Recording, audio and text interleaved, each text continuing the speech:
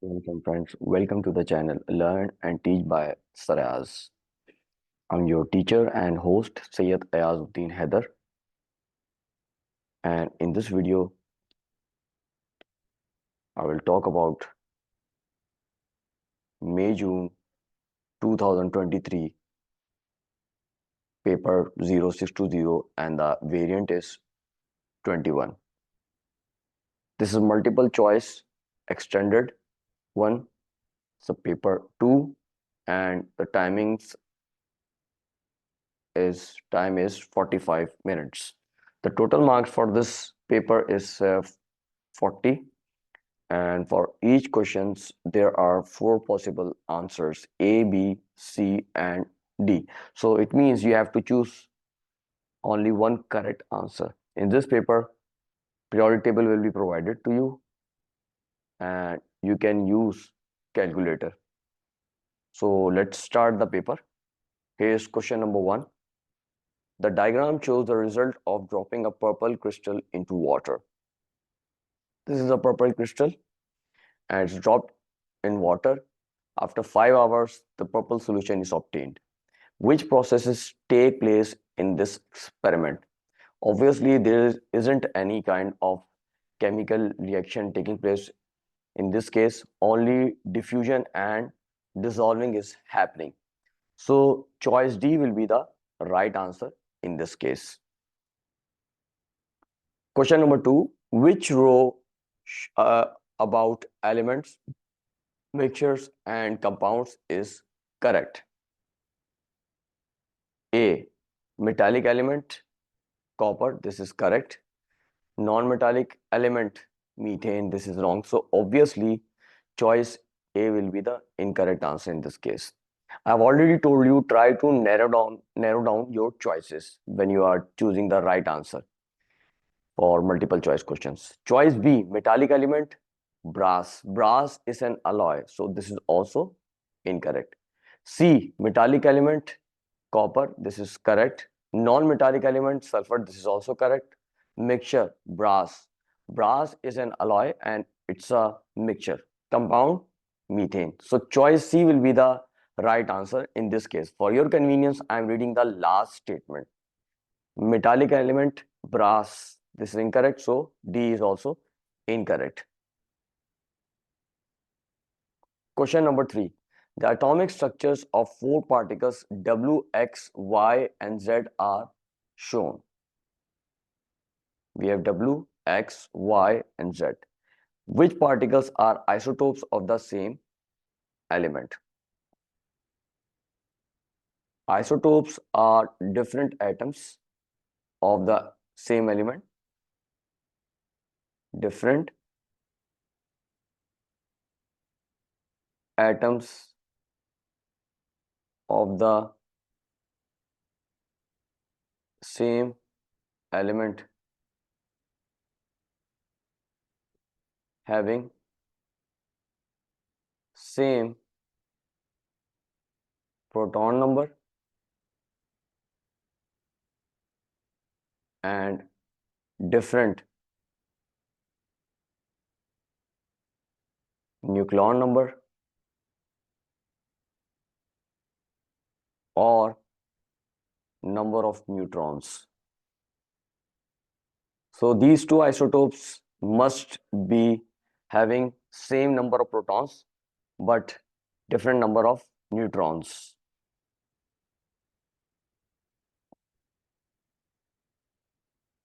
So W and X, let's compare the number of electrons, neutrons and protons for W and X. W and X, there are different number of protons, so this can't be the right answer. What about W and Y? In case of W and Y, you can see the number of neutrons are only different. The electrons and protons are same. So B must be the right answer. For your convenience, I am reading the choices C and D also. C, X and Y, if you compare X and Y, you will see the number of protons are different, so this is also incorrect. In case of D, X and Z, you have different number of electrons. as well as different number of electrons. So this is also incorrect. Number 4, which statement explains why isotopes of the same element have the same chemical properties?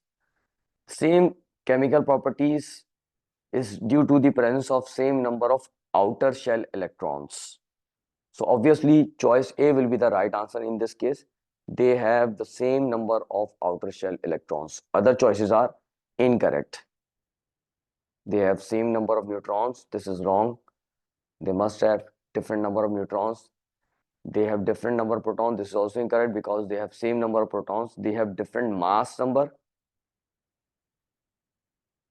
This is also incorrect.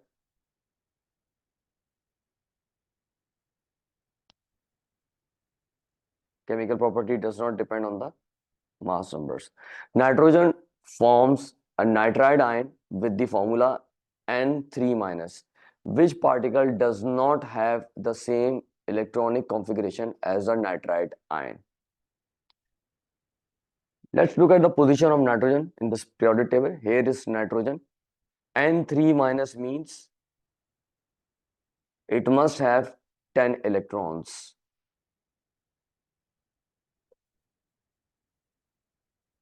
Other choices we have Al3+, Cl-, Na+, O2-.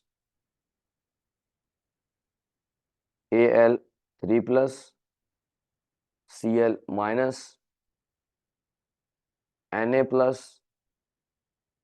O-2. If you count the number of electrons on Al3+, Al is in group 3.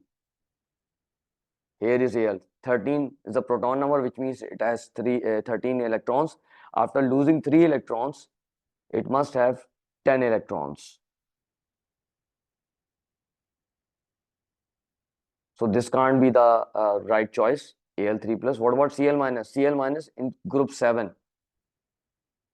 Its proton number is 17, which means it has 17 electrons. After gaining 1 electron, it has gained, now it has 18 electrons. So this looks correct to me. What about Na+? Na+ in group 1, it has 11 electrons because the proton number is 11. So after losing 1 electron, it will form Na+, which means now it's left with 10 electrons. So obviously Cl- will be the right answer in this case. Number 6. Which row describes the formation of single covalent bonds in methane? A. Atoms share a pair of electrons. Both atoms gain a noble gas electronic structure. Here's the structure of methane. I'm just showing the valence electrons for each atom.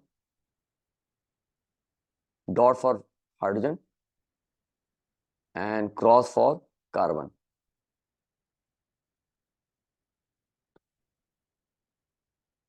Carbon has shared 4 of its electrons, and each hydrogen atom sharing 1 of their electrons. Hydrogen atom gain helium configuration. So this is correct. What about carbon? Carbon is in period 2, which means it's gaining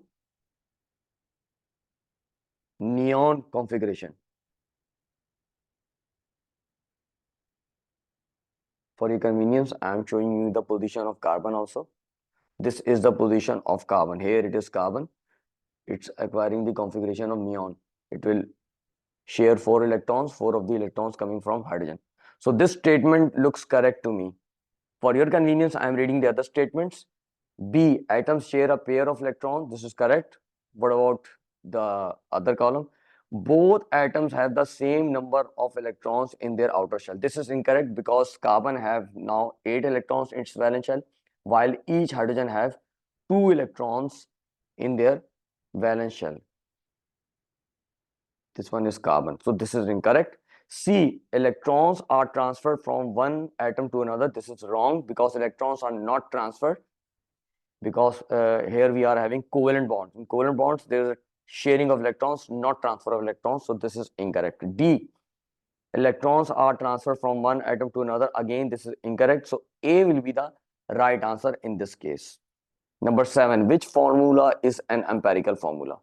A, C2H4O. This looks correct to me because you can't simplify this any further. Empirical formula is the simplest formula of any compound. Simplest formula of a compound. And if you look at the formula, this can't be simplified any further. C2H4O. What about B? It's C4H8O2, which means it can be simplified further, and we will get C2H4O. So this can't be the right answer. What about C? If you write the molecular formula for this one, it will be C4H8O2. Same case, you will get C2H4O as its empirical formula. This is also incorrect. Last one. How many carbon here? 1, 2, 3, 4. C4H 3, 4, 5, 6, 7, 8. Again, C4H8O2. So this is also incorrect. A will be the right answer in this case. Number 8. Heating iron sulfide FeS2 in air produces sulfur dioxide. This is a reaction. 4 moles of FeS2 reacting with 11 moles of O2, producing 2 moles of Fe2O3 and 8 moles of SO2. What is the maximum mass of sulfur dioxide produced from 120 kilogram of iron sulfide?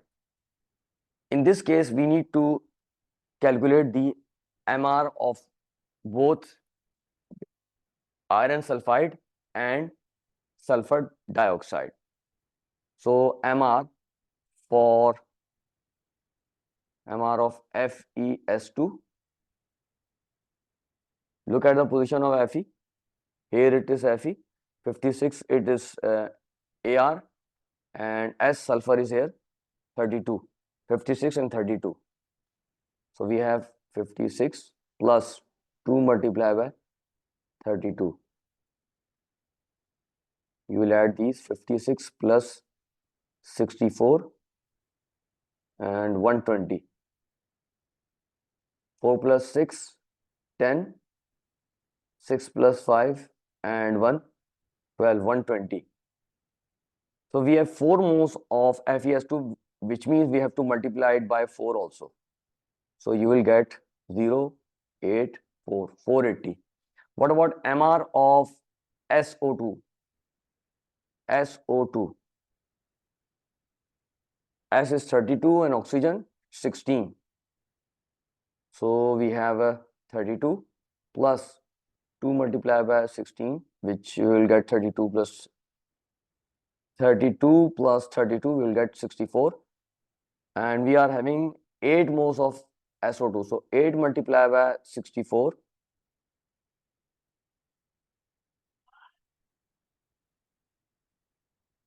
64 multiplied by 8 will get 512. So FeS2 SO2 480 kg gives 512 kg of SO2. Therefore, 120 kg FeS2 gives X kilogram of SO2. Do the cross, we will get this 480X is equal to 512 multiplied by 120, or X is equal to 512 multiplied by 120 divided by 480. So 512 multiplied by 120 is equal to divided by 480, and we are getting 128, which is B here, and B is the right answer in this case. Number 9, which substance produces hydrogen and bromine when electrolyzed? A. Concentrated aqueous copper 2 bromide. Concentrated aqueous copper 2 bromide will give copper, Cu, and bromine. B.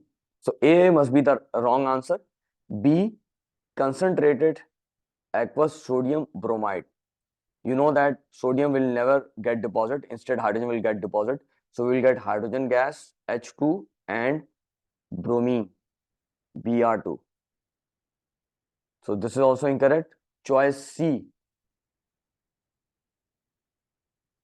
Sorry, this is the right answer. This is the right answer because in the question they are asking hydrogen and bromine. So this is the right answer. For your convenience, I am reading the other statements. Dilute aqueous potassium bromide. We will get hydrogen.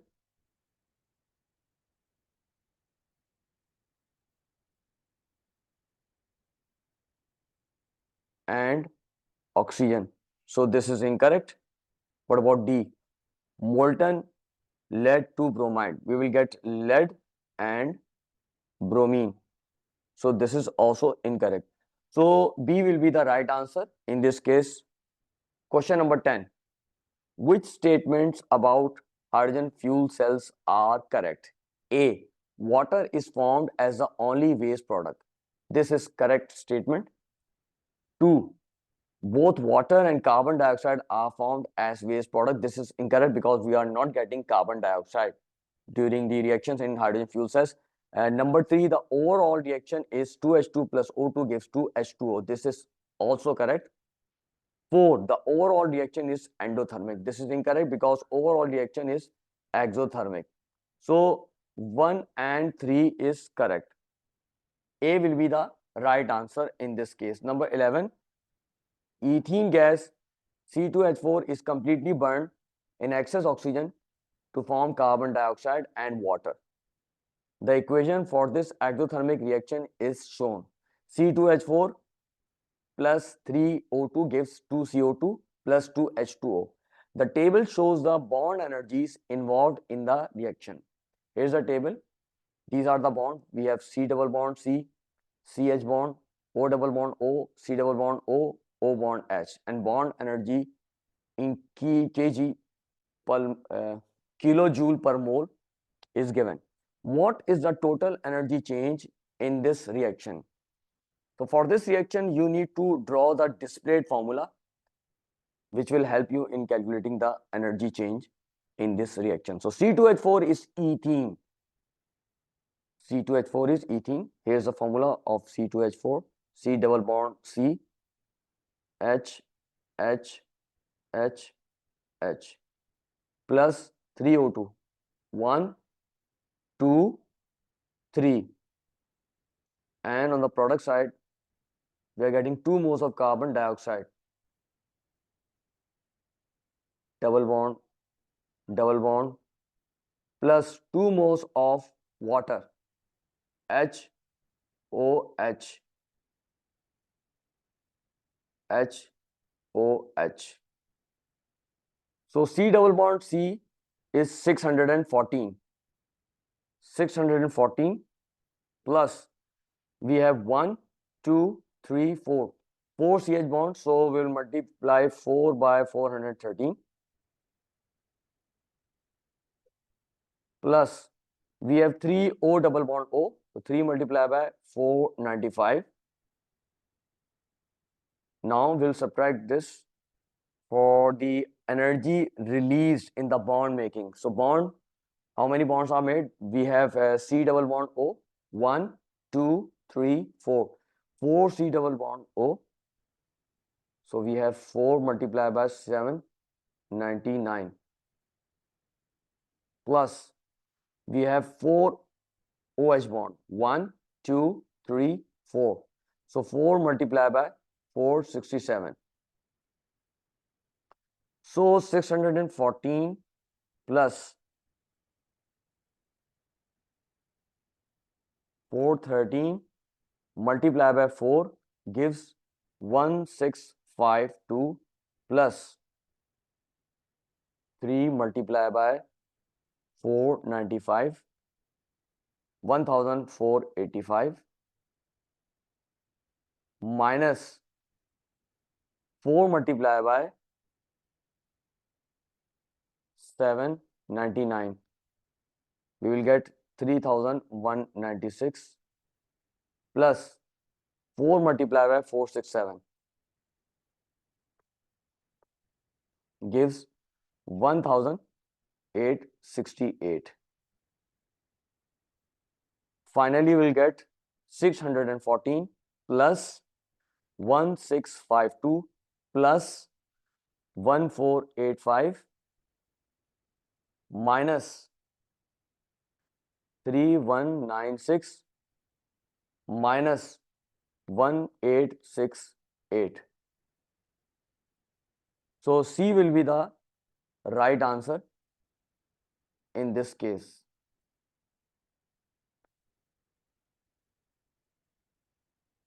Minus 1313. Number 12. Which row describes the effect on the activation energy and the frequency of particle collisions when the temperature of a chemical reaction is increased? Remember, the activation energy is not increased when you increase the temperature of a chemical reaction. So there won't be any change for activation energy. So either B is correct or D is correct. Both A and C is incorrect. The frequency of collision will also increase. So B will be the right answer in this case. Number 13. Solid copper 2 sulfate exists in two different forms, anhydrous and hydrated.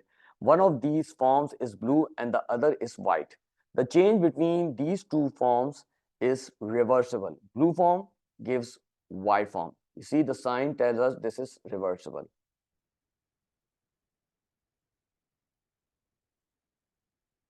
What is the blue form and how is the change from the blue form to the white form brought about? Blue form is the hydrated, so either C is correct or D is correct. A and B is incorrect.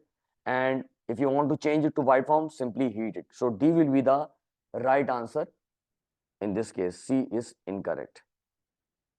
Number 14. Sodium ions Na plus and oxygen ions O2 minus combine with chromium ions to form a salt. The salt sodium dichromate has the formula Na2Cr2O7. What is the oxidation state of chromium in this salt? So oxidation state of both sodium and O is provided here. We can easily calculate the oxidation state of chromium in this salt. You see, the overall charge is 0. So how many atoms of sodium are there? We have 2 atoms of sodium or 2 ions of sodium. So you will multiply 2 by +1 plus we need to calculate the oxidation state of chromium. We have 2 atoms of chromium or 2 ions of chromium. So we will write 2x plus we have 7 atoms, 7 ions of oxygen. So we'll multiply 7 by -2 and overall charge is 0. So we'll get +2 plus 2x minus 14 is equal to 0, or 2x minus 12 is equal to 0. 2x minus 12 plus 12 gives 0. Sorry, plus 12.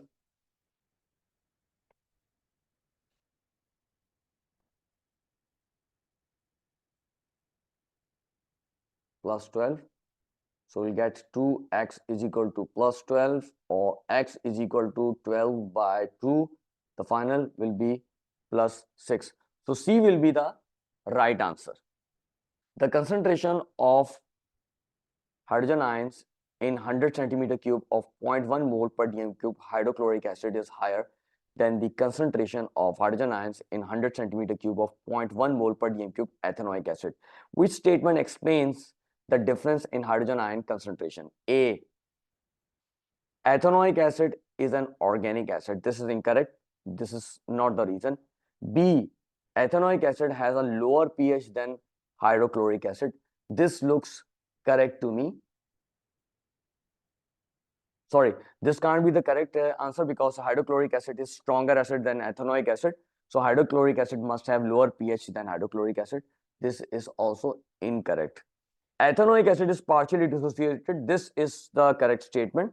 to me. For your convenience, I am reading the last statement. Ethanoic acid is a strong acid. This is incorrect. So C will be the right answer in this case. Number 16, which oxide is classified as an amphoteric oxide? This is very easy. You have three oxides in your syllabus which are amphoteric. We have aluminum oxide, Al2O3, lead oxide, PbO, and zinc oxide, ZnO. So obviously A will be the right answer in this case. Other oxides are not amphoteric. Number 17, which method produces the salt copper 2 carbonate? A, add copper 2 oxide to water, then add excess aqueous sodium carbonate, filter off the precipitate. Copper 2 oxide is not soluble in water, so we can't get this reaction going on. B, add copper 2 oxide to dilute sulfuric acid, then add excess aqueous sodium carbonate, filter off the precipitate. This looks correct to me because copper 2 oxide will react with dilute sulfuric acid, producing copper 2 sulfate, and then copper 2 sulfate will react with aqueous sodium carbonate. Both of these are soluble, and we will get the insoluble copper 2 carbonate in this case. So this will be the right answer. For your convenience, I am reading the other statements. Add copper to dilute hydrochloric acid, then add aqueous sodium carbonate, filter off the precipitate. This is incorrect. The reason is that copper does not react with the dilute hydrochloric acid. It's a metal below hydrogen in the reactivity series. D, add copper 2 oxide to excess aqueous sodium carbonate, filter off the precipitate. This is also incorrect. So obviously B will be the right answer in this case. Number 18, which statements about the trends across a period of the periodic table are correct? Number 1, aluminum is more metallic than sodium. Number 2, beryllium is more metallic than carbon. This looks correct to me. The reason is that beryllium and carbon, they are compared on the basis of their metallic character. Beryllium is metallic than carbon. Definitely. Boron is more metallic than lithium. Both of these are metallic, so this can't be the correct statement. The last one, magnesium is more metallic than silicon. It's also correct because magnesium is a metal, silicon is a non-metal. So magnesium is more metallic than silicon. So 2 and 4 is the right statement. C will be the right answer in this case. Number 19, some information about elements in group 2 of the periodic table is shown. Here's the information. So the element, we have beryllium, magnesium, calcium, strontium, barium. The time taken to make 10 centimeter cube of hydrogen gas, 1 gram of metal is added to cold water. In case of beryllium, no reaction. So magnesium and barium, till barium you can see the trend. The reaction is taking place at a fast rate. The time is decreased, the hydrogen produced in a lesser time. What about the trend in density? This does not show any clear trend, and similarly melting point also does not show any clear trend. So which row shows the correct trends in reactivity, density, and melting point of the elements going down group 2 of the periodic table? Only the reactivity trend is clear, which is increasing down the group. So either C is correct or D is correct. Both A and B is incorrect. So in case of D, we have no clear trend for density and no clear trend for melting point. So D will be the right answer in this case. Number 20, a new element, oxfordium OX, was discovered with the following properties. Solubility in water, it's insoluble in water. Electrical conductivity, it does not conduct electricity. The formula of the element is OX2.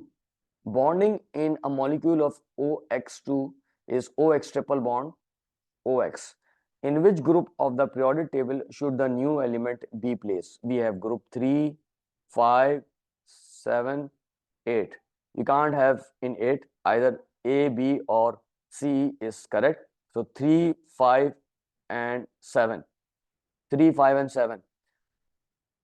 Group 3 is the metallic, so metals won't form a molecule. They exist as discrete units or metal cations. So obviously group 3 is also incorrect. So both A and D is incorrect. We are left with 5 and 7. Both 5 and 7 are non-metals and both exist in the diatomic, 7 exists in the diatomic state or molecular form, diatomic state. 5, in 5 we have nitrogen. Nitrogen forms a triple bond with another nitrogen existing in diatomic state. But group 7, they exist in diatomic state, they exist as diatomic, like Cl2, Br2, I2, etc. Group 5 forms N triple bond N.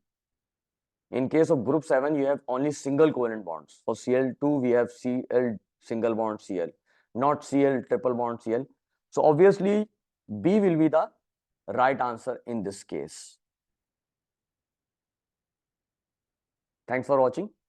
Press like and share my videos. For more videos, subscribe to my channel and press the bell icon.